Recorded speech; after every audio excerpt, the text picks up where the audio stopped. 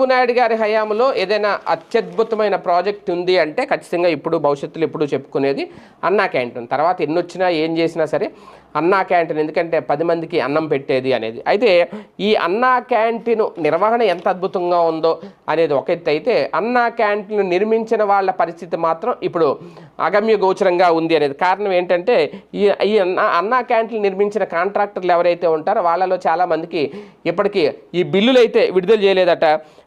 తాజాగా ఇప్పుడు పిఠాపురానికి సంబంధించిన ఒక కాంట్రాక్టర్ ఎస్ దివాణం ఆవేదన వ్యక్తం చేస్తున్నారు. ఈ మేరకు ఆయన కీలక వ్యాఖ్యలు చేశారు. పిఠాపురం, ఏలేశ్వరం, పెద్దాపురం, గొల్లపురంలో అన్నా క్యాంటీన్ల నిర్మాణం తనకు కాంట్రాక్ట్ పనులు అప్పగించారట. అయితే నెలలు గడుస్తున్నా తనకు బిల్లులు కూడా ఇవ్వకుండా తిప్పుతున్నారని ఆవేదన వ్యక్తం చేశారు. బిల్లులు అడుగుతుంటే అధికారులు సమాధానం చెప్పకుండా మానసికంగా హింసిస్తున్నారట. దీంతో తాను తీవ్ర మనోవేదన గురవుతున్నానని చెప్తున్నాడు. అప్పులు చేసి పెట్టుబడులు పెట్టి అన్నా క్యాంటీన్లు నిర్మించాం, బిల్లులు